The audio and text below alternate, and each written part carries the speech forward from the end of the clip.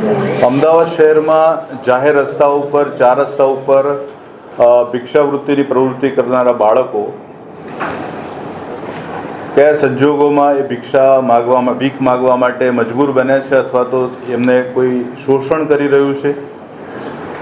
આ બાળકોનો ઉપયોગ દેહ તસ્કરી અથવા તો ડ્રગ્સ પેડલિંગ માટે અથવા તો ફરજિયાત એમના કોઈ ડરના ઓથા હેઠળ ભીખ માગવામાં મજબૂર કરવામાં આવે છે કે આ અંગેની જે ધ્યાને રાખી એક કાર્યવાહી હાથ ધરવાનું નક્કી કરવામાં આવેલું અને એના પ્રથમ ભાગમાં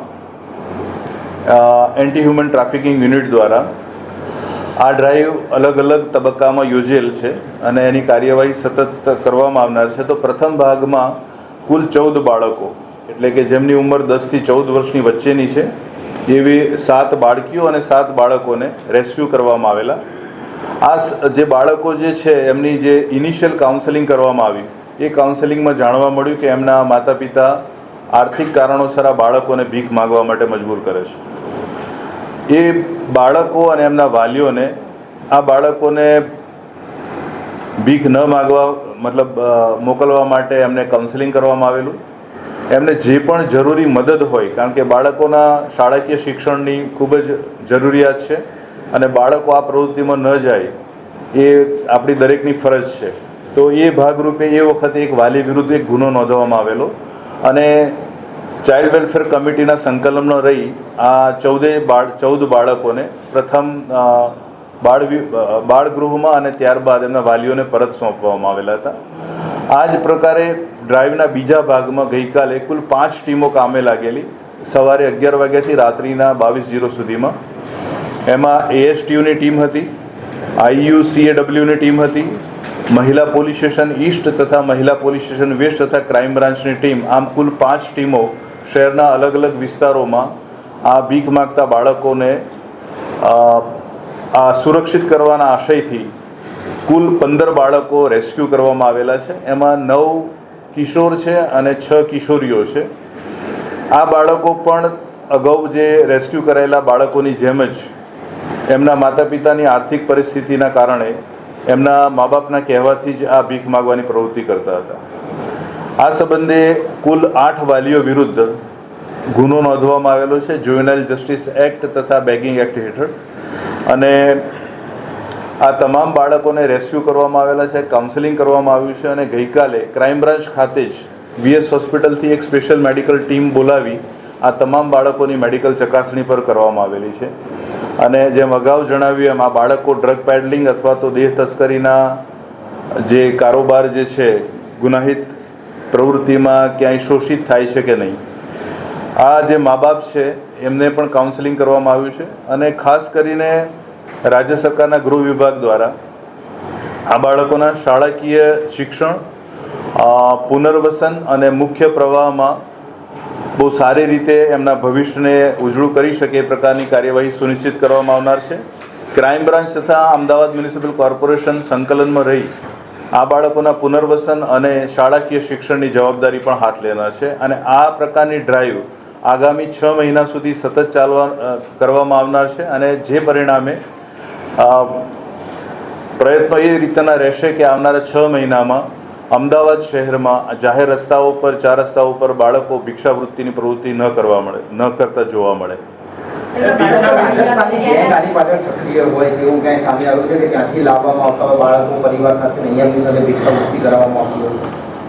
જે પ્રકારે અમારા પ્રથમ ડ્રાઈવ અને બીજા ડ્રાઈવ દરમિયાન જે માહિતી અને કાઉન્સેલિંગ દરમિયાન જે માહિતી મળી છે એમાં આ જે બાળકો કુલ 29 બાળકો રેસ્ક્યુ થયા છે એ બાળકો પૈકી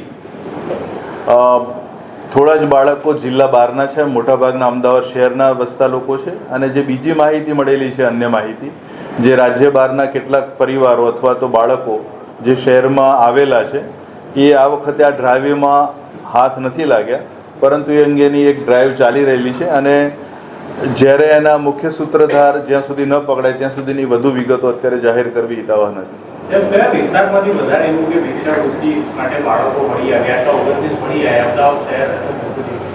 અમદાવાદના પશ્ચિમ વિસ્તારમાંથી બાળકો વધારે મળી આવે છે.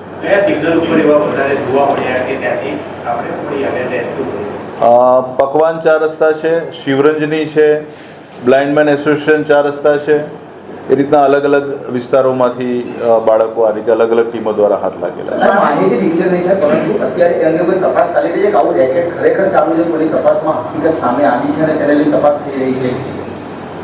એ હવે પછીની ત્રીજી ડાઈવમાં જે પણ પ્રકારની કાર્યવાહી કરવામાં આવશે એ અંગે જાણ કરવામાં આવશે. આમાં તમામ બાળકો જ મોકલતા હતા કે કોઈ એજન્ટો સાથે તો માતા પિતા સંપર્કમાં હતા? અત્યારે જે પ્રાથમિક તપાસ જે પણ જરૂરી માહિતી મળી છે એ પ્રમાણે તમામ પરિવારો એમના મા બાપ જાતે જ બાળકોને ભીખ માગવા માટે મોકલતા હતા. અન્ય રાજ્યોમાંથી આવેલા એ પણ અન્ય રાજ્યો પરથી આવેલા બાળકો આ પૈકીના બાળકો નથી.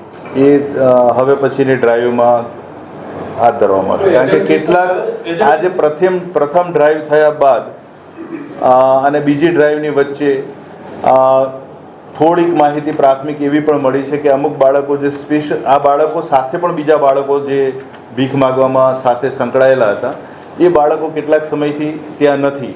મતલબ કે એમના વાલીઓ કદાચ આ પ્રકારની જો કાર્યવાહી હાથ ધરવામાં આવશે તો એ લોકો એના કાર્યવાહીથી બચવા માટે થોડા સમય માટે ખસી ગયેલાનું માનવું છે.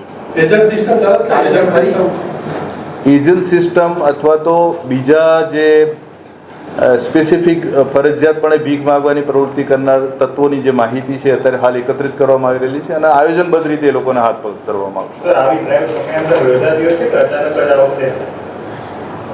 કેટલીક ચિંતાજનક બાબતો જે સામાજિક સોશિયો ઇકોનોમિક્સ જે આ પ્રકારનું સ્તર જે છે એ બાળકોના ભવિષ્યને અને સમાજ થોડો તંદુરસ્ત રહે અને ભીખ માગવાની પ્રવૃત્તિ આમ પણ ગેરકાયદેસર છે. બાળકોનો દુરુપયોગ ન થાય, શોષિત ન થાય એ હેતુસર આ કાર્યવાહી હાથ ધરવામાં આવે છે.